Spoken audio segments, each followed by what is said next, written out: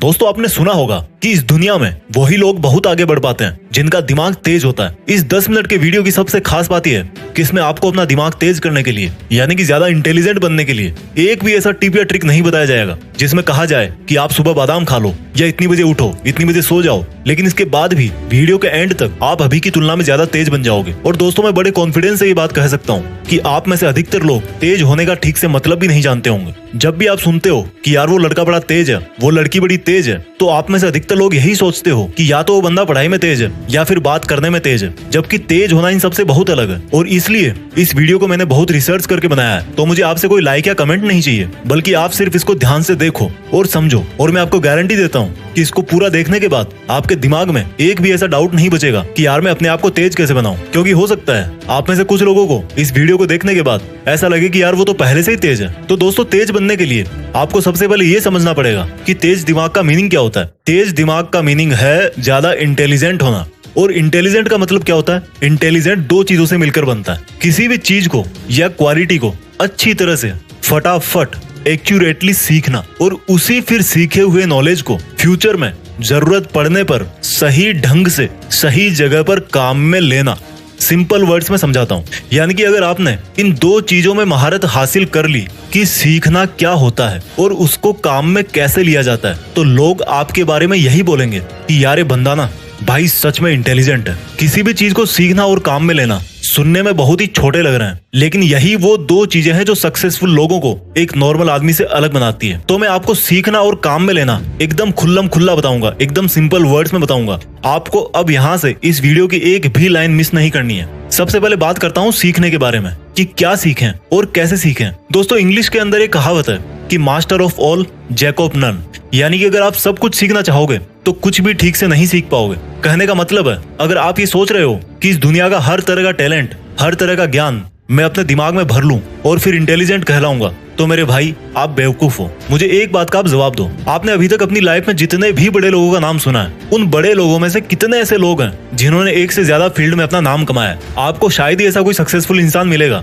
जिसने फुटबॉल में world cup जीता हो, उसी बंदे ने म्यूजिक के अंदर भी ऑस्कर अवार्ड जीता हो, और फिर उसी बंदे ने कोई साइंटिफिक आविष्कार भी किया हो। मेरे भाई जो बंदा इंटरनेशनल फुटबॉल स्टार प्लेयर है ना, उसने सिर्फ और सिर्फ फुटबॉल के मैदान में पूरी उम्र पसीना निकाला है। जिस बंदे ने म्यूजिक में ऑस्कर अवार्ड जीता है, उसने हर दिन और रात सिर्फ और सिर्फ म्यूजिक के अंदर ही लगाया है। जिस बंदे ने किसी नई साइंटिफिक चीज का आविष्कार किया है, उसने हमेशा अपना टाइम अपने साइंटिफिक एक्सपेरिमेंट्स में ही लगाया है। और यही वो एक चीज है जो उनको उस फील्ड में एक आम आदमी से बहुत ज्यादा इंटेलिजेंट बनाती है। जी हाँ, इंटेलिजेंट। इंटेलिजेंट का मतलब ये नहीं है कि सिर्फ अपनी स्कूल लाइफ में हमेशा टॉप करने वाला ही जिंदगी में इंटेलिजेंट कहलाता है। हर वो बंदा जो किसी भी एक फील्ड के बारे में औरों से ज्यादा जानता हो और औरों से ज्यादा करके दिखा सकता है, वो ही असली इंटेलिजेंट कहलाता है। लेकिन हमारे साथ क्या होता है, जब हम टीवी में क्रिकेट देखेंगे तो सोचेंगे कि यार मुझे तो बस क्रिकेटर ही बनना है। एक साल बाद आपका फ्रेंड आईएएस बन जाता है तो आप सोचोगे कि यार अब तो मुझे आईएएस ही बनना है। फिर एक साल बाद आपका कोई दोस्त बहुत बड़ी सक्सेसफुल वेबसाइट बना देता है तो आप सोचोगे कि यार अब तो मुझे वेबसाइट ही बनानी है। इसलिए दोस्तों सबसे पहले आपको यह समझना पड़ेगा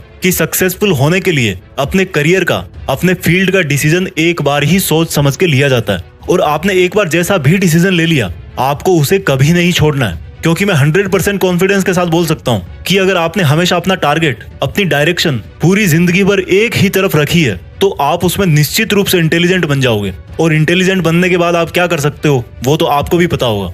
इसलिए आपको अगर इंटेलिजेंट बनना है तो सब कुछ नहीं सीखना, सिर्फ वही सीखना है जिससे आपका टारगेट पूरा होगा, जिससे आपको वो रिजल्ट मिलेगा जो आप चाहते हो। अगर आपको लगता है कि आपको एक्टिंग सीखनी है तो मरते दम तक आपके दिमाग में हर सेकंड, हर मिनट यही चलना चाहिए कि मुझे सिर्फ एक्टिंग ही करनी है और कोई सेकंड थॉट नहीं है मेरे पास। और ऐसे ही सोच सोच करके आपको अपनी एक्टिंग दिन प्रतिदिन सुधारते रहना है। अगर आपका ड्रीम डॉक्टर बनना है तो आपको हर हाल में यही सोचना है कि मेरे लिए डॉक्टर से बड़ी कोई चीज नहीं है, और आपको सिर्फ और सिर्फ अपनी डॉक्टर वाली इंटेलिजेंस पर ही ध्यान देना है। मैं आपको कील का एग्जांपल देता हूँ। कोई भी कील आगे से जितनी नुकीली होगी वो उतनी ही आसानी से और उतनी ही अंदर तक दीवार में चली जाएगी। तो कील के नुकीले सिरे का मतलब है आपका जो भी फील्ड है, आपकी लाइफ का जो भी टारगेट है, या जो आपने सोचा है कि मुझे यही करना है, आपको सिर्फ उसी पर ही ध्यान देना है, उसी को शार्प करना है, उसी को परफेक्टली सीखने की कोशिश करना है। तो जब आप ये डिसाइड कर लो कि सीखना क्या है तो फिर बात आती है कि उसको सीखें कैसे। आपको एक बहुत ही सिंपल तरीका बताता हूँ। आप जिस भी फील्ड में इंटेलिजेंट बनना चाहते हो,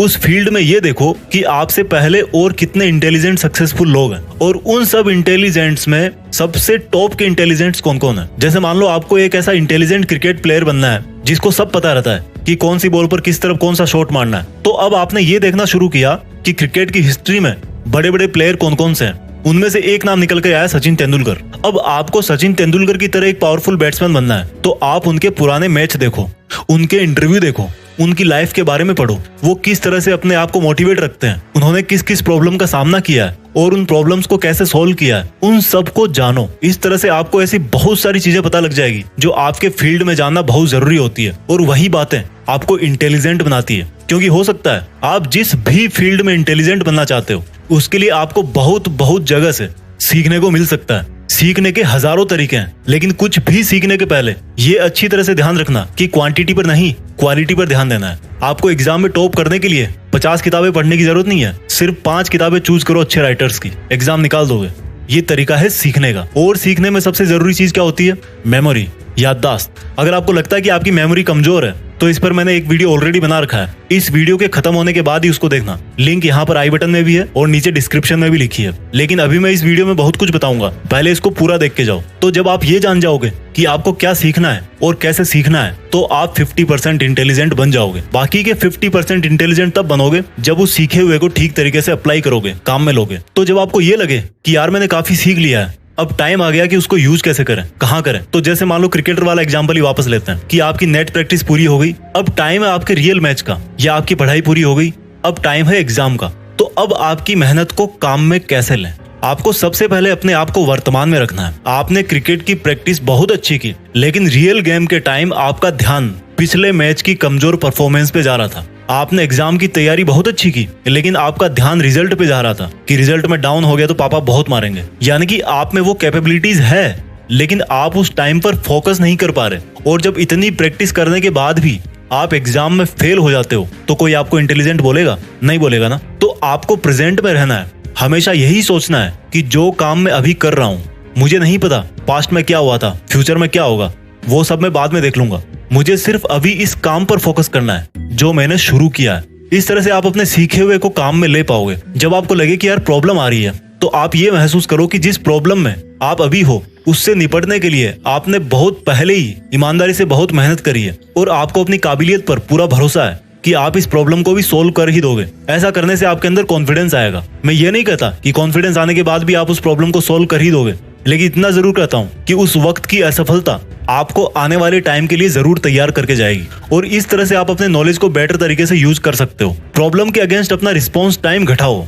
किसी भी प्रॉब्लम को जितना शुरू में सोल्व कर दोगे ना, फ्यूचर के लिए उतना ही अच्छा होगा। क्योंकि जैसे जैसे टाइम ग्रो करता है, प्रॉब्लम की साइज भी बढ़ती रहती है। जब भी आप अपने नॉलेज को यूज करते टाइम अटक जाओ, तो इसमें कोई बुराई नहीं है कि आप फिर से अपने नॉलेज के, अपने प्रैक्टिस के मोड में वापस जाकर उसको सुधारो। दोस्तों ध्यान रखना, सीखना और उसको काम में लेना, ये दोनों प्रोसेस हमेशा पैरेलल ही चलती है। ऐसा नहीं कि आप कुछ सीखने के बाद फिर कुछ नहीं सीखोगे। इसलिए जब भी आपको लगे कि यार मेरी ट्रेनिंग में या मेरी प्रॉब्लम सॉल्विंग एबिलिटी में, मेरी ग्रोथ में कोई कमी रह रही है, तो आपको फिर से लर्निंग को और मजबूत बनाना है। दोस्तों आपने कई बार सुना होगा कि जब पहले सर्कस में किसी नए शेर को लेना होता था, तो शेर के बच्चे को लिया जाता था, क्योंकि ये माना जाता था कि अगर बड़े शेर को लेंगे तो उसको सिखा नहीं पाएंगे। लेकिन इंटेलिजेंट बनने में ऐसा बिल्कुल नहीं है। आप चाहे लड़का हो चाहे लड़की हो, आप चाहे 20 के हो या 60 के हो, आप हमेशा अपने आप को ज्यादा से ज्यादा इंटेलिजेंट बना सकते हो। और अगर आपको मेरी बातें सुन के ऐसा लगा कि आप में भी कोई खूबी है, आप भी ऐसा कुछ जानते हो जो हर कोई नहीं जानता, तो मेरा यकीन मानो आप भी एक तरह के इंटेलिजेंट हो। उस इंटेलिजेंस को और बढ़ाओ। और अगर आपने अभी तक अपने अंदर ऐसी कोई खूबी नहीं ढूंढी है,